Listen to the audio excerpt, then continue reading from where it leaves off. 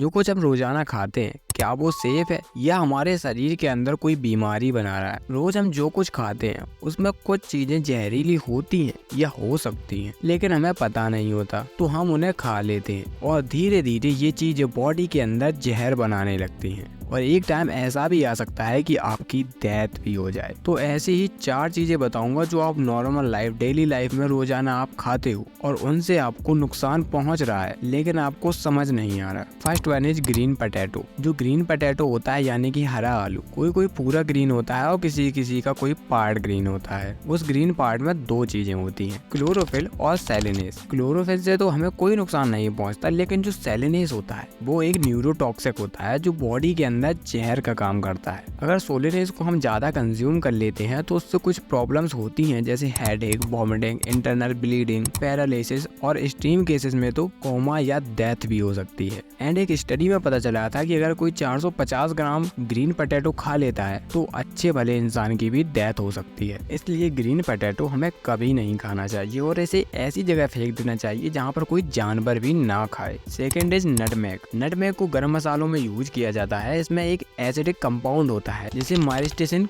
बोला जाता है। जब ये बॉडी में ब्रेक डाउन होता है तो हमारे नर्वस सिस्टम में बहुत इफेक्ट पड़ता है। अगर इसका ओवरडोज हो जाता है तो चक्कर आना, वॉमिटिंग और कुछ केसेस में तो बावलापन भी हो सकता है। एंड इसके बहुत सारे केसेस भी आ चुके हैं। एक केस में आया था, एक 17 साल की लड़की ने 50 ग्राम नटमेग पाउडर का मिल्क शेक बनाकर पी लिया था, जिसके बाद चक्कर, वॉमिटिंग, बेहोशी की हालत में वो हॉस्पिटल पहुंची। तब डॉक्टर ने बताया कि नटमेग का ओवरडोज लेने से इसकी इतनी बुरी हालत हो गई। अब एक और केस आया था कि 37 साल की लड़की ने सिर्फ 10 ग्राम नटमेग खा लिया था और उसे भी यही लक्षण देखने को मिले। बट इंडिया में गरम मसालों में यूज किया जाता है और बहुत ही कम यूज किया जाता है, जिससे कोई नुकसान नहीं होता। लेकिन घरेलू नुस्खे या आयुर्वेदिक इन सब की वजह से अगर ओवरडोज लेनी पड़े तो कभी मत लेना। Third is red beans. ऐसी राजमा जो पकी नहीं होती उसे बिल्कुल नहीं खाना चाहिए, क्योंकि उसमें लेक्टिन होता है। लेक्टिन एक टॉक्सिक सब्सटेंस होता है जिसके लक्षण होते हैं वॉमिटिंग, एब्डोमिनल पेन और भी प्रॉब्लम्स होती हैं। एक्सट्रीम केसेस में तो डेथ भी हो जाती है। वैसे तो जब हम राजमा को पकाते हैं तो ये सब्सटेंस खत्म हो जाता है, बट कम पके खाने से इससे सीरियस साइड इफेक्ट आ सकते हैं। एंड एक स्टडी में देखा भी गया था कि अगर 4 से 5 राजमा के दाने खा लिए जाए तो सीरियस साइड इफेक्ट देखने को मिलते हैं। सेकेंड स्टडी में देखा गया था कि अगर राजमा को आधा पकाया गया है तो इसमें जो लेक्टिन होता है वो 5 गुना ज्यादा बढ़ जाता है। इसलिए राजमा को अच्छे से पकाएं तभी इसको कंज्यूम करें। Fourth is brown rice. वैसे तो ये बहुत हेल्दी माना जाता है और माना जाता है कि हमें रोज खाना भी चाहिए। हाँ, तो ये सही है, बट गलत तरीके से खाओ तो भाई ये जानलेवा भी हो सकता है। जो भी राइस होते हैं उसमें आर्सेनिक बहुत ज्यादा होता है जो हमारी बॉडी में कैंसर बनाने लगता है। अब आर्सेनिक की एक खास बात होती है कि ये बॉडी में जमा होता रहता है, ये बॉडी से निकलता नहीं है, जो कि धीरे धीरे जमा होकर कैंसर बनने का कारण बनता है। तो चावल में आर्सेनिक आता कहाँ से है? जब चावल खेत में होते हैं यानी कि पौधे होते हैं तो उसमें बहुत सारी दवाइयाँ डाली जाती हैं प्लांट ग्रोथ के लिए, और इन दवाइयों में आर्सेनिक बहुत ज्यादा होता है। अब डाली तो सभी फसलों में जाती है, लेकिन चावल में आर्सेनिक सबसे ज्यादा क्यों होता है? क्योंकि चावल की कैपेसिटी ज्यादा एब्जॉर्ब करने की होती है, इसलिए चावल में आर्सेनिक का कंसंट्रेशन बढ़ जाता है। कंपेयर करें brown rice and white rice में तो व्हाइट राइस काफी प्रोसेस के बाद मार्केट में आता है और ब्राउन राइस जल्दी ही आ जाता है, इसलिए व्हाइट राइस में आर्सेनिक कम हो जाता है compare to brown rice. Arsenic और कैंसर के खतरे को कम करना चाहते हो तो चावल को जितना ज्यादा हो सके उतना ज्यादा धोकर ही खाओ। 4 बार, 5 बार, 6 बार, 8 बार, जितना ज्यादा धो सको। बाकी मुझसे कनेक्ट रहने के लिए टेलीग्राम ज्वाइन कर सकते हो, link in the description. Instagram पर भी फॉलो कर सकते हो and subscribe this channel for good health.